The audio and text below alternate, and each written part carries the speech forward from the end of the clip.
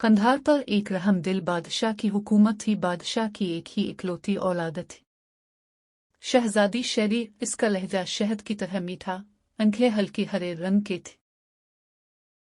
इसका चेहरा अनार की तरह सुर्ख, कंधार के मीठे और सुर्ख अनार की तरह। शहजादी शेरी बहुत बहादुर और शेर की तरह निडर थी, दुश्मन पर सामने से वार करती। एक दिन रूस के बादशाह ने कंधार पर हमला किया। शहजादी बादशाह और अपने सिपाहियों के साथ शाना बशाना रही। जंग के मैदान में शहजादी ने बहुत बहादुरी के साथ दुश्मन को मार किया गिराया। इस जंग में रूस का शहजादा भी था।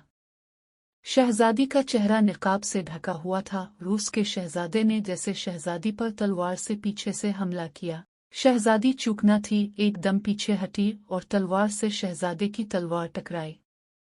शहजादी का निकाब नीचे ढलका, इसका उनरी चेहरा और सुर्ख हो गया था।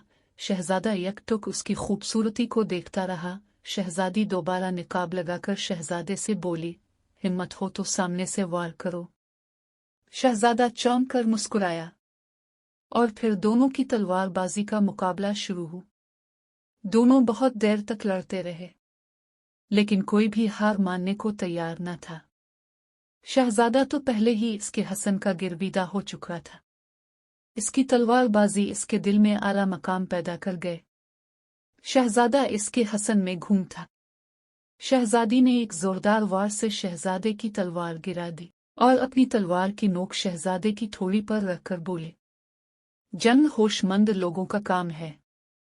शहजादे ने जानबूझकर शहजादी का पोड़ा भारी रखा था। वो शहजादी की मोहब्बत में बुरी तरह गिरफ्तार हो चुका था। जंग रोक दी गई क्योंकि शहजादे को हिरासत में ले लिया गया था। शहजादी की बहादुरी की धूम पूरे कंधार में मच गई और दूसरी तरफ शहजादा बहुत खुश था।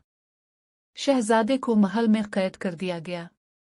अगले दिन रूस के बादशाह को हार मानकर सुलह के लिए आना पड़ा और शहजादे को रहा किया गया। शहजादा वापस जाते हुए बहुत अफसरदा था। शहजादी शेरी से बोला, من در زندان تو خوشحال بودم و میخواهم تمام عمرم را در زندان زیبایی تو بگذرانم. यानी कि मैं तो आपकी कैद में खुश था और मैं आपके हसन की कैद में तमाम उम्र बिताना चाहता हूँ। शहजादा बहुत जिद्दी था और बादशाह से शहजादी के रिश्ते की बात की। शहजादे की जिद के आगे बादशाह की एक न चली और यूं रूस के शहजादे और कंधार की शहजादी की शादी कर दी गई।